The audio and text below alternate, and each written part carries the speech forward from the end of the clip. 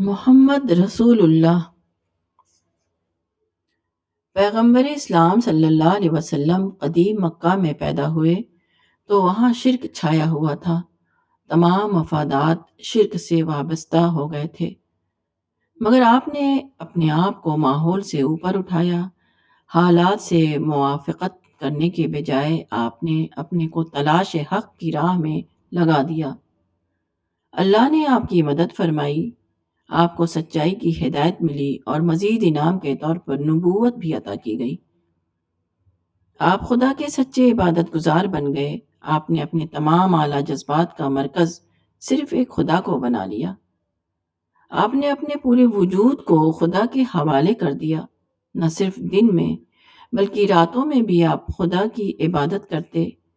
نہ صرف لوگوں کے سامنے بلکہ تنہائی میں بھی آپ خدا کے خاشع بنے رہتے۔ آپ نے بلند کرداری کو اپنا اخلاق بنایا۔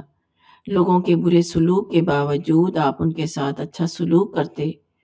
لوگ آپ کو تکلیف پہنچاتے مگر آپ ان کے حق میں دعا دیتے۔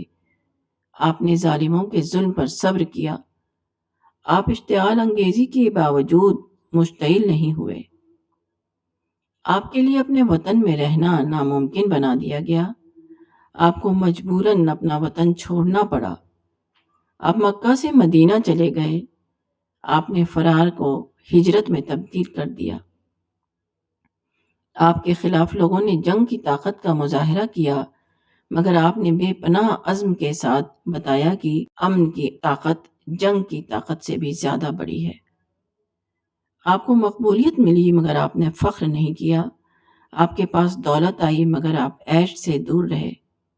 آپ کو حکومت دی گئی مگر اس نے صرف آپ کی تواضع میں اضافہ کیا۔ آپ کو ہر قسم کی بلندیاں ملی مگر آپ نے عجز اور ابدیت کو اپنا شعار بنایا۔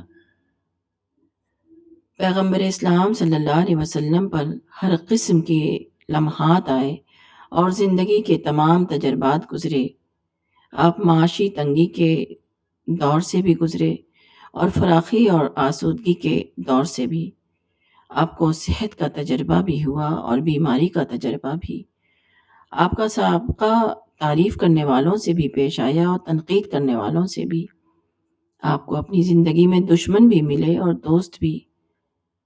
آپ شکست سے بھی دوچار ہوئے اور آپ نے عظیم کامیابی بھی حاصل کی، مگر ہر حال میں آپ اعتدال پر قائم رہے۔ ہر حال میں آپ اللہ کے صابر اور شاکر بندے بنے رہے۔